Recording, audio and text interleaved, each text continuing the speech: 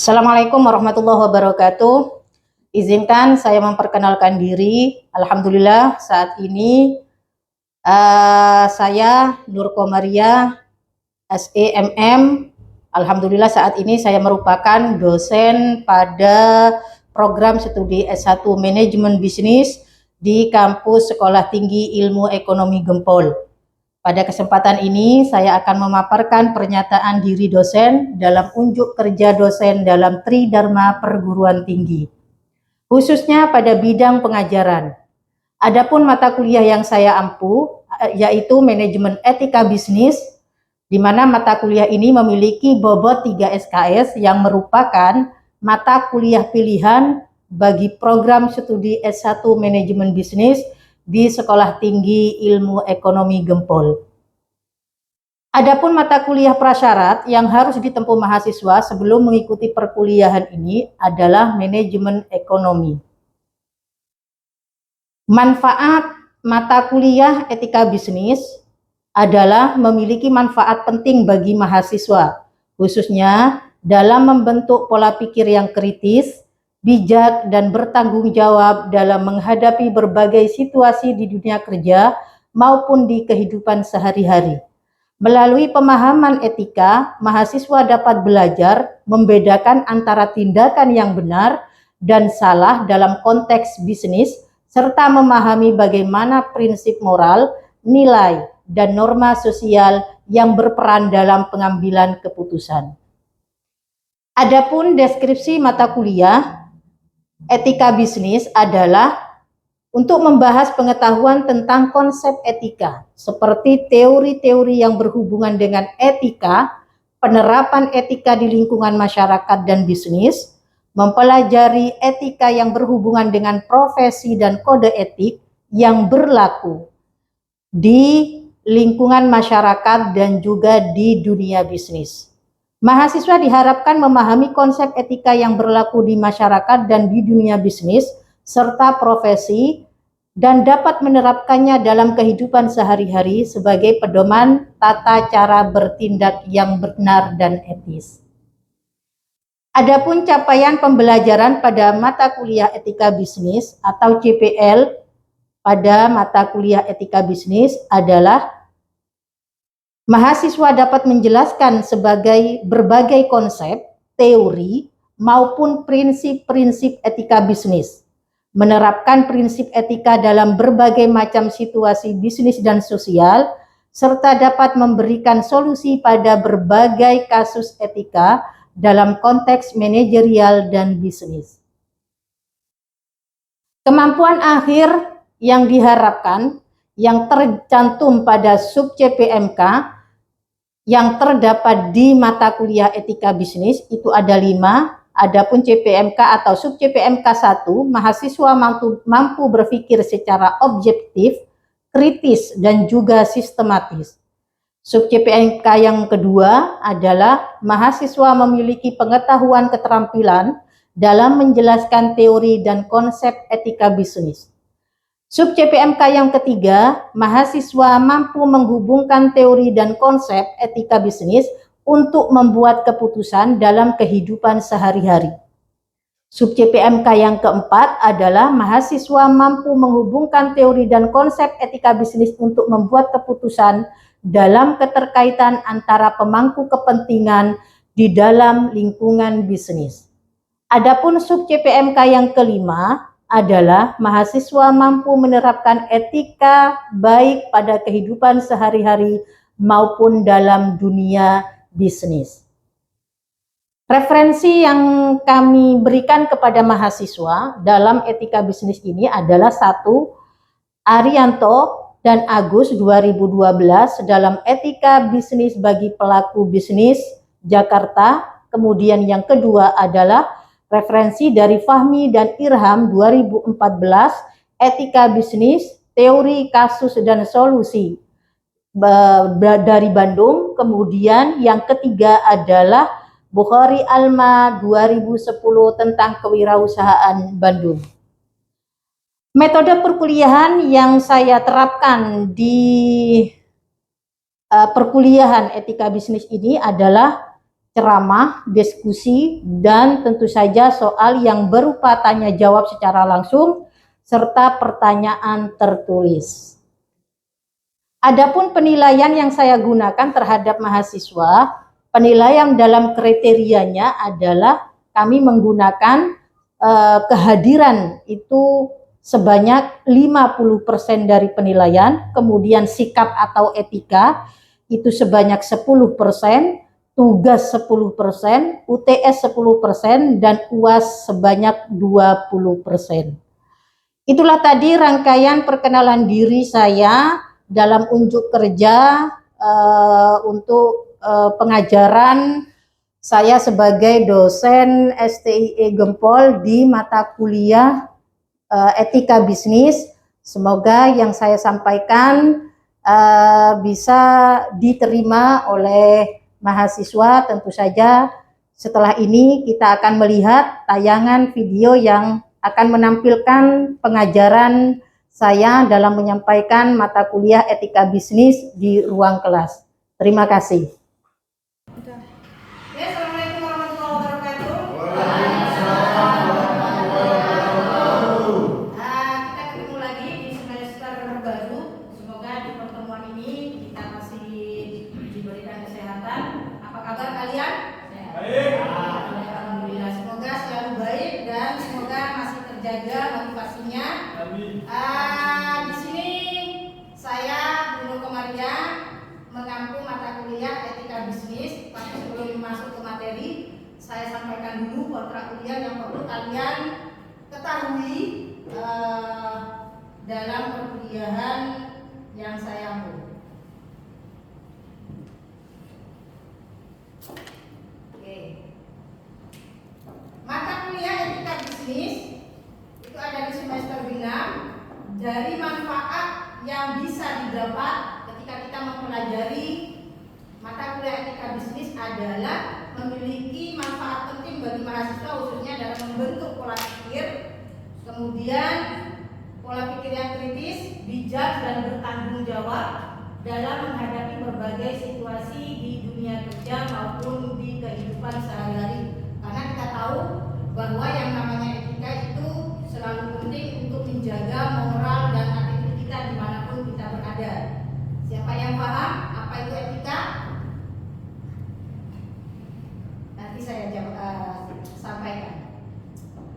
Kemudian untuk deskripsi mata kuliah itu sendiri adalah membahas tentang konsep etika seperti teori-teori yang berhubungan dengan etika itu sendiri, penerapan etika di lingkungan masyarakat dan bisnis, kemudian mempelajari etika yang berhubungan dengan profesi dan kode etik yang berlaku. Mahasiswa juga diharapkan memahami konsep etika yang berlaku di masyarakat dan lingkungan bisnis.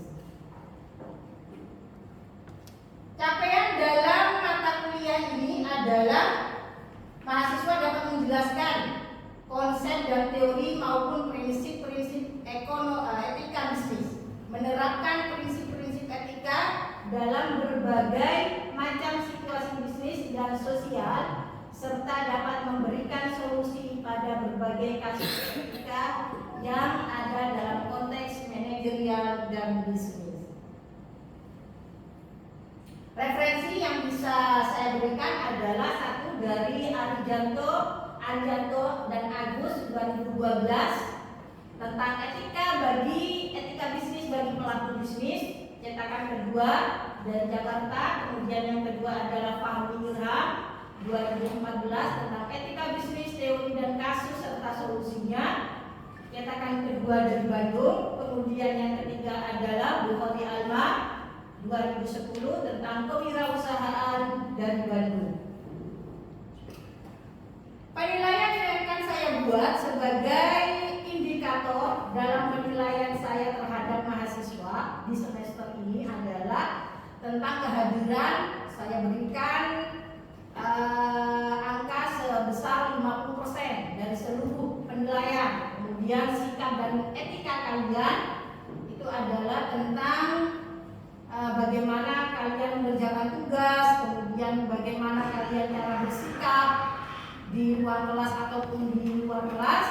Itu akan saya berikan nilai sebanyak 10. 10%, kemudian UTS 10%, dan UAS 20%. Oke, kita masuk ke materi. Ada yang perlu ditanyakan untuk kontrak kuliah yang sudah saya sampaikan? Bagaimana? Cukup. Oke, baik, kita lanjut. Pengertian dari konsep etika. Saya mau tanya, ada yang baru untuk Anda? Etika itu apa? Ada yang tahu? Etika. Perilaku. Baik. Yang lain? Adab. Kalau bahasa perempuannya itu adalah akhlak. Gitu ya. Adab itu perilaku. Ya, itu adalah etika. Maka konsepnya yang akan saya terangkan ini adalah etika di dalam dunia bisnis dan di dunia lingkungan kita sehari-hari. Pengertian dan konsep etika. Etika bisnis adalah seperangkat standar moral nilai yang memandu perilaku bisnis dan memastikan tanggung jawab sosial. Ini adalah barometer atau pagar untuk kita sebagai pelaku bisnis, bagaimana bisnis kita atau produk kita itu tidak menyalahi aturan secara etika, baik itu secara pemasarannya, SDM-nya atau secara produknya. Bagaimana yang disebut dengan produk yang memenuhi etika itu adalah produk yang sesuai dengan apa yang menjadi anjuran dari produk halal atau BPOM pemerintah. Tentu saja dengan produk yang baik, kemudian yang bersih, juga bermanfaat bagi konsumen yang memproduksi atau memakan atau mengkonsumsi produk kita. Berikutnya adalah definisi etika bisnis. Itu ada prinsip moral. Oke, saya besarkan dulu. Etika bisnis mengacu pada prinsip moral yang memandu tindakan bisnis, memastikan perilaku yang jujur dan adil. Bagaimana sih cara kita itu melakukan sesuatu di dunia bisnis itu, menjual produk kita, memberikan pelayanan terhadap konsumen itu dengan cara yang jujur dan adil. Jujur dari produknya, jujur dari kualitasnya, jujur dari harganya, jujur dari SDM-nya, dan adil secara kepemimpinan baik kita sebagai pelaku di bisnis itu sendiri atau bagi investor ataupun bagi konsumen. Nilai-nilai etika bisnis. Etika bisnis mencakup nilai-nilai seperti integritas, kejujuran, dan tanggung jawab serta transparansi dalam semua kegiatan bisnis.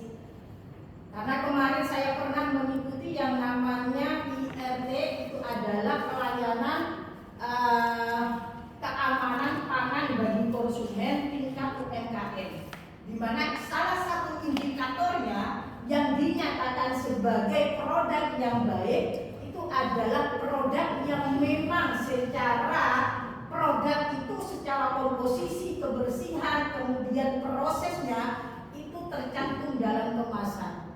Jadi intinya konsumen ketika membeli produk kita itu mereka tahu, oh di dalam kemasan produk ini, di dalam produk ini komposisinya apa saja, kemudian cara pakainya atau cara konsumsinya bagaimana, konsumen itu tahu ketika sudah baca dan memakai produk kita. Maka itu menjadi salah satu indikator produk UMKM atau produk yang kita keluarkan itu bisa mendapatkan nomor PIRT atau nomor BPOM atau produk halal. Ya, maka kemudian indikatornya adalah itu. Berikutnya adalah pentingnya etika dalam bisnis. Pentingnya etika dalam bisnis itu mengandung tentang kepercayaan. Etika bisnis itu membangun kepercayaan antara bisnis, stakeholder, pelanggan, karyawan, dan investor. Bagaimana produk kita akan bisa diterima? Bagaimana konsumen akan loyal terhadap produk kita kalau kita sendiri sebagai produsen tidak memberikan pelayanan atau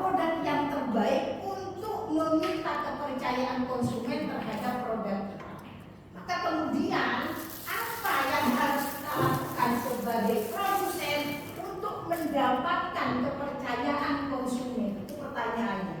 Ya.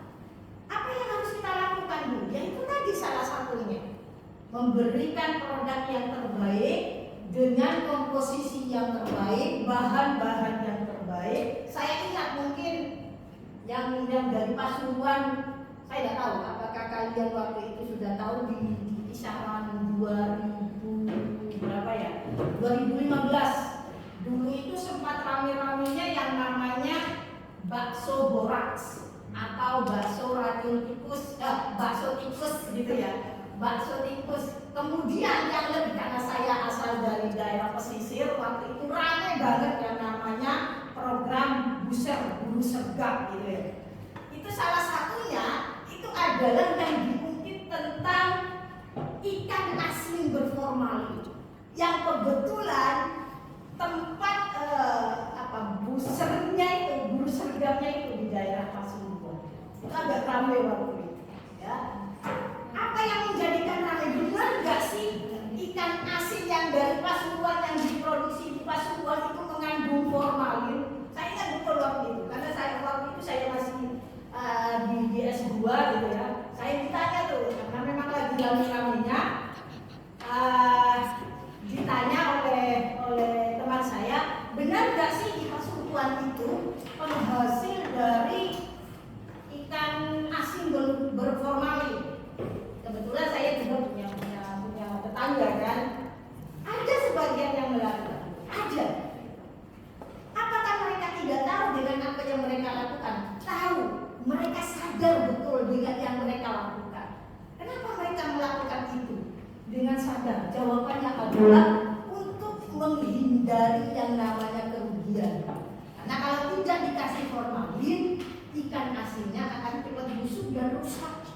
Kalau dikasih formalin, otomatis bahannya atau produknya lebih awet dan umur dan produk itu sendiri lebih lama dan tahan. Tapi ini tidak perlu diikuti dan harus dijauhi. Lah, pertanyaannya sekarang, ada nggak Bu kira-kira tanda untuk menghindari yang namanya ikan asin berformalin? Tanda yang paling simpel itu adalah kalau ada ikan asin, kalian mau ini tahu itu, ini berformalin apa enggak? Kasih aja ke kucing. Kalau kucing makan, ada. Kalau tidak mau, berarti ada. Nah, tingkat adanya formalin itu berapa persen? Nah, itu yang belum bisa saya jawab lagi. Karena waktu itu memang sangat ramai. Maka kemudian dari hal tersebut, konsumen yang nyatanya tadi sebelum ada kejadian itu adalah penggemar ikan asin, dengan adanya kejadian ini mereka akan berpikir ulang. Mereka akan berpikir bahwasanya jangan-jangan ini pakai formalin. Maka kemudian kepercayaan dari mereka, dari konsumen itu akan menurun. Kemudian reputasi, etika bisnis menjaga reputasi perusahaan dan membangun citra positif di mata publik. Itu tadi, ketika kepercayaan sudah didapat oleh sebuah produk, ketika kepercayaan konsumen sudah kita dapatkan untuk bisnis kita, maka kita sangat dengan mudah untuk mendapatkan konsumen-konsumen yang loyal terhadap produk kita. Berikutnya adalah keberlanjutan. Etika bisnis mendorong keberlanjutan bisnis dengan mempromosikan praktek yang bertanggung jawab dan etis. Tadi yang sudah saya sampaikan, bahwasanya ketika kita memberikan sesuatu yang terbaik, kepercayaan konsumen terhadap kita meningkat, maka sangat memungkinkan konsumen-konsumen itu menjadi konsumen yang loyal terhadap produk kita. Inilah yang kita inginkan, loyalitas dari konsumen kita atas produk yang kita jual terhadap mereka. Ada pertanyaan? Sampai di sini? Ada pertanyaan? Saya Bu. Oke, baik. Mengapa etika bisnis penting dalam sebuah perusahaan? Dan apa saja manfaat yang bisa didapatkan jika perusahaan menerapkan prinsip-prinsip etika dengan baik? Baik. Kenapa sih etika bisnis itu sangat penting? Ya itu tadi yang saya sampaikan.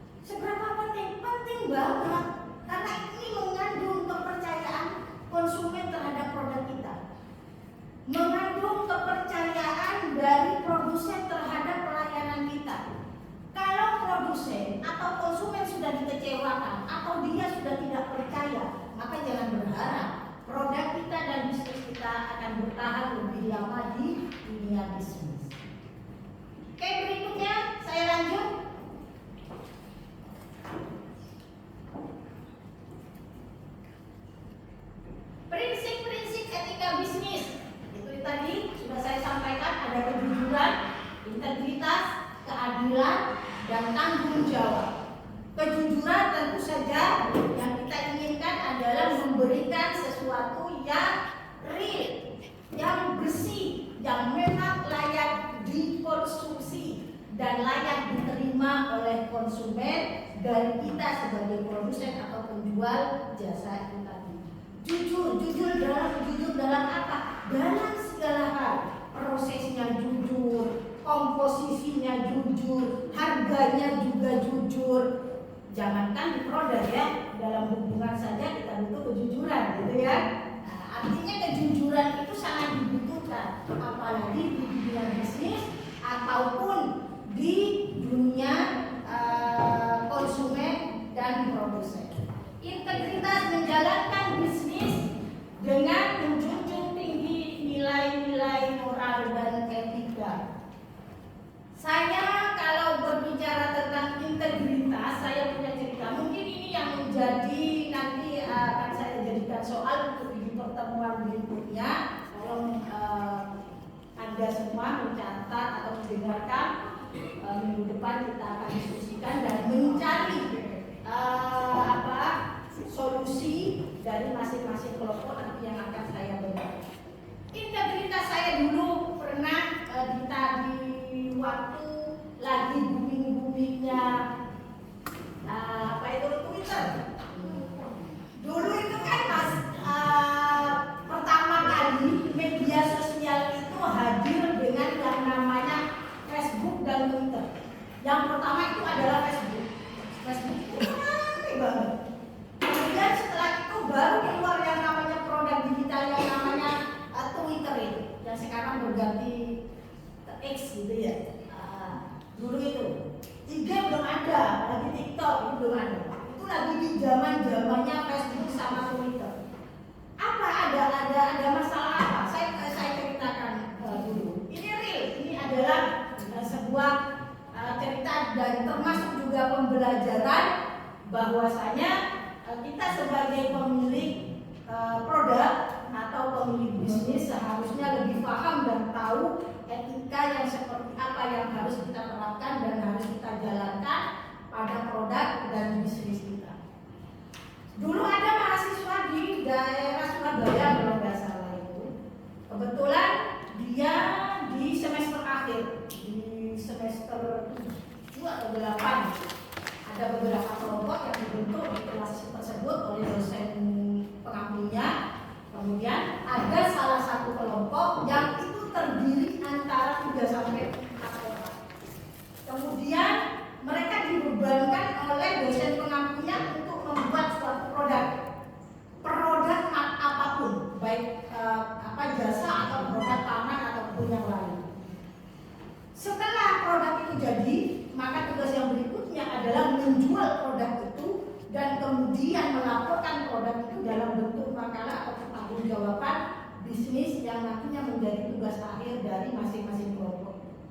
Nah, salah satu kelompok yang terdiri dari 4 orang ini, kemudian ada salah satu kelompok yang berinisiatif membuat produk yang namanya bikini.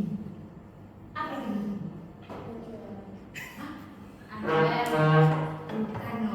Bikini itu adalah singkatan dari bihun bikini. Nah, ini proses awalnya di situ. Ya, bikini ya, makanya kemudian saya mengikuti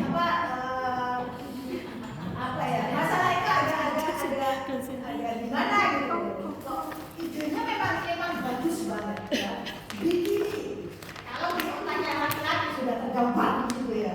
Kalau di otaknya perempuan, underwear gitu. Enggak, ternyata itu adalah sebuah singkatan bihun kekinian.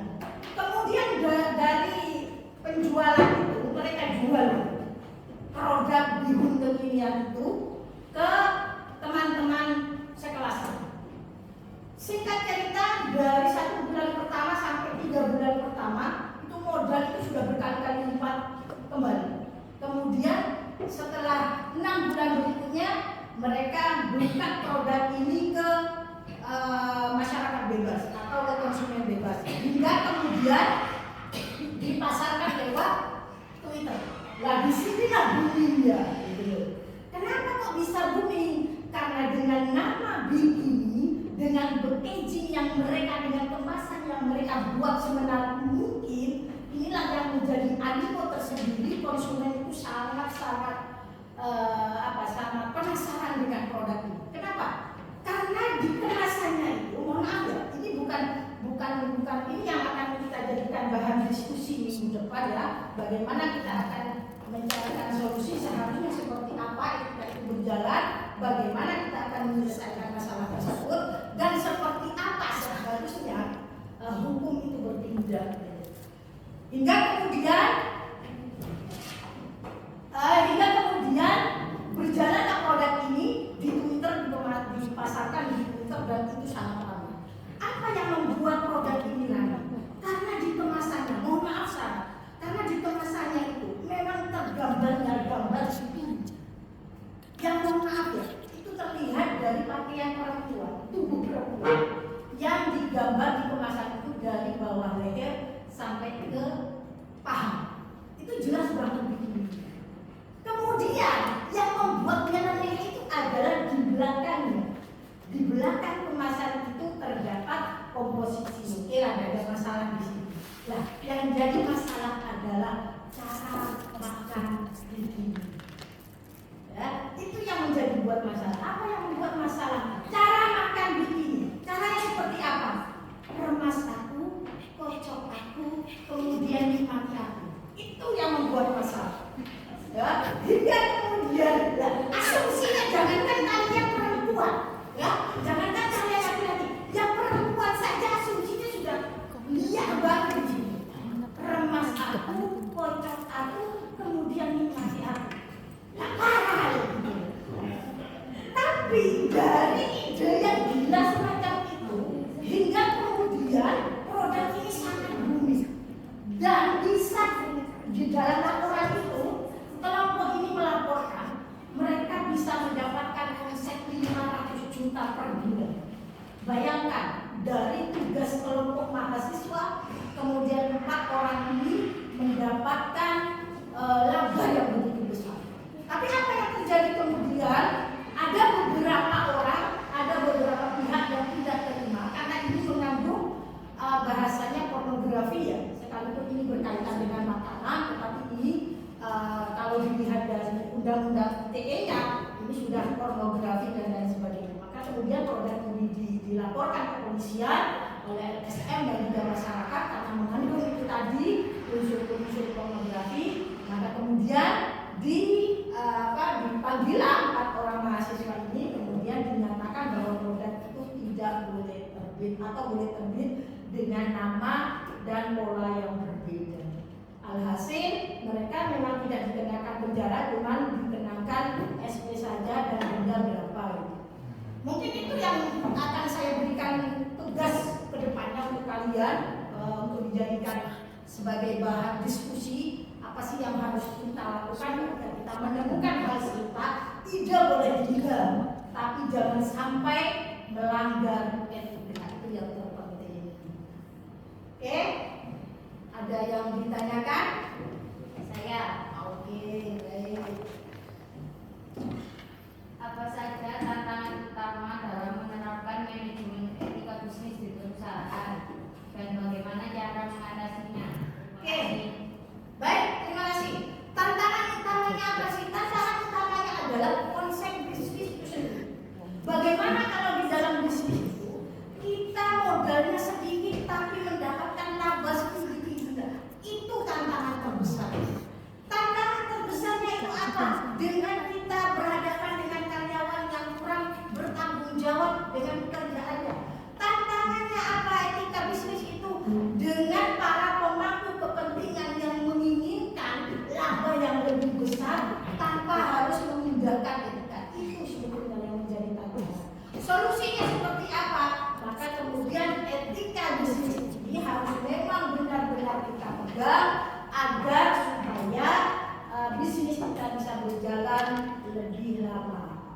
Oke, saya rasa cukup sekian ya untuk perkuliahan kita hari ini. Terima kasih atas kehadirannya. minggu depan kita akan lanjutkan masalah ini, kemudian dilanjutkan dengan pembahasan studi kasus yang sudah saya sampaikan tadi. Kita diskusi dan kita akan mencari solusi. Terima kasih untuk hari ini. Mohon maaf, semoga kita bertemu di lain waktu minggu depan dalam keadaan sehat semua. Amin. Allahumma amin. Terima kasih. Assalamualaikum.